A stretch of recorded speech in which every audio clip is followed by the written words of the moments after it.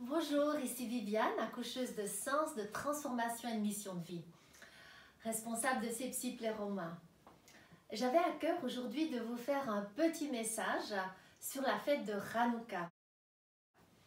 Et c'est une fête qui se célèbre dans le peuple d'Israël depuis plus de 160 ans avant Jésus-Christ jusqu'à maintenant, elle dure. Et c'est une fête qui rappelle la victoire du peuple juif sur les Grecs, une victoire militaire. Mais en fait, la fête de Hanouka ne célèbre pas tellement cette victoire militaire. Elle est juste citée comme le contexte de cette célébration. Mais elle célèbre surtout un miracle, le miracle de l'huile qui perdure. Effectivement, les Grecs avaient envahi le peuple d'Israël, déjà avec Alexandre le Grand, et en 160 à peu près avant Jésus-Christ, Antiochus Épiphane avait complètement ravagé la Palestine, saccagé le temple des Juifs. Il l'avait souillé en offrant des sacrifices de porc, éteint la menorah et interdit la pratique de la religion, aussi bien que la pratique de la Brit Mila, c'est-à-dire de la circoncision.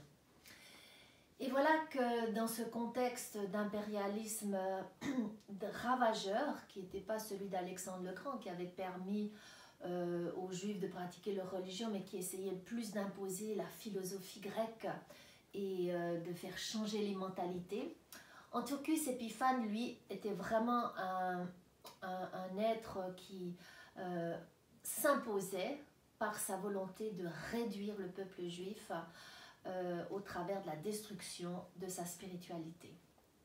Et voilà qu'une famille à Modine, en Israël, se lève, c'est Matthias avec toute sa famille, Judas, qu'on a appelé la famille Maccabée. C'est une abréviation d'une appellation de Dieu qu'ils ont donnée comme cri de guerre pour leur ralliement. Eh bien, cette famille des Maccabées a justement remporté cette victoire militaire sur les Grecs. Mais beaucoup plus que ça, ils avaient à cœur de restaurer le temple de Jérusalem. Et ils sont entrés, ils ont commencé à le nettoyer, à le purifier. Et ô horreur, ils ont découvert que la menorah, non pas à 9 branches comme là, mais à 7 branches qui est dans le temple, ne brillait plus. Cette lumière perpétuelle depuis l'époque de Moïse était éteinte. Depuis la restauration du temple de Jérusalem sous Esdras et Néhémie, était éteinte. Et voilà qu'ils ont, en nettoyant le temple, trouvé une toute petite fiole d'huile.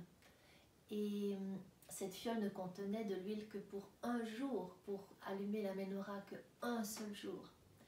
Eh bien, malgré cette impossibilité d'envisager de perpétuer la lumière, ils ont posé cet acte de foi d'allumer dans les ténèbres une lumière. Et au miracle, cette lumière a perduré 8 jours, les 8 jours nécessaires à la fabrication de l'huile consacrée, qui était l'huile pour allumer la menorah du temple de Jérusalem. Voilà pourquoi on célèbre pendant 8 jours la fête de Hanouka. Et c'est cette victoire spirituelle qui est célébrée, non pas la victoire militaire. C'est cette victoire de la foi qui croit au miracle, qui croit à la possibilité d'un Dieu transcendant qui se révèle et qui agit dans le monde matériel. C'était intéressant parce que le Christ lui-même est allé à la fête de Hanouka.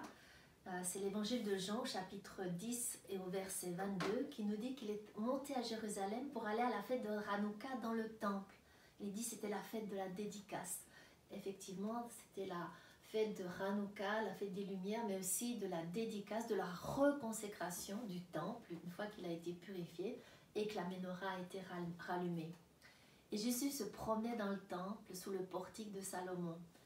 Et les Juifs qui l'entouraient entrent en dispute avec lui Et il va rappeler, il va choisir d'être à Hanouka dans le temple, ce lieu de la plus haute spiritualité pour dire peut-être qu'il y a des ténèbres dans nos spiritualités, comme dans nos propres personnes, puisque nos êtres sont le temple du Saint-Esprit, comme dit la Bible. Et c'est là que Jésus aime se promener à Hanouka pour rallumer la lumière. Et il va rallumer la lumière en posant des questions, en dialoguant avec ces Juifs et en leur disant que malheureusement, ils ne connaissent pas le bon berger. Celui qui appelle ses brebis, celui qui rallie autour de sa lumière. Jésus déclare qu'il est la lumière du monde. Et c'est bien cette lumière que nous célébrons le 25 décembre dans la tradition chrétienne, qui, selon ma compréhension, est associée au 25 Kislev, qui très souvent se célèbre effectivement le 25 décembre, pas toujours, et qui est ce solstice d'hiver au plus bas, où la ténèbre est au plus bas, au plus dense, et là où justement la lumière choisit de venir dans les ténèbres. Le prologue de Jean nous dit qu'au commencement était la lumière, et la lumière est venue dans le monde, dans ce solstice d'hiver, pour justement qu'elle brille dans les ténèbres. Il suffit d'une toute petite lumière pour que, effectivement, l'obscurité soit chassée.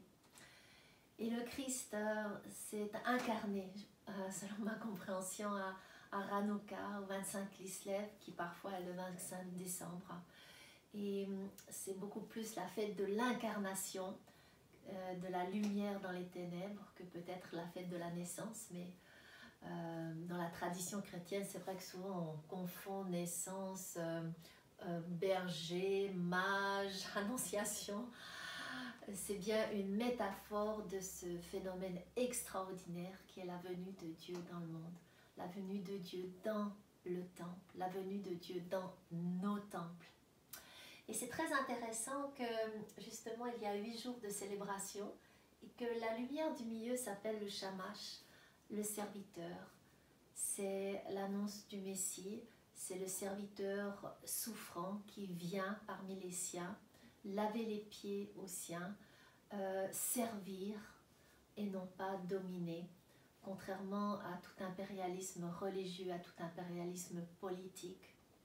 Eh bien, je vous invite en cette fin d'année, je vous souhaite d'ailleurs de très très belles fêtes, à rejoindre cette équipe de servantes et de serviteurs dans le monde qui apportent de la lumière, qui regardent aussi leurs propres ténèbres, qui regardent dans leur temple là où il y a une purification nécessaire et où il y a besoin d'actes de foi, même si on n'a qu'un tout petit peu d'huile, eh bien d'allumer le feu, parce que c'est par l'Esprit Saint que le feu peut être animé en nous, et d'ailleurs qui est bien symbolisé à la descente de l'Esprit Saint dans le monde par une flamme de feu.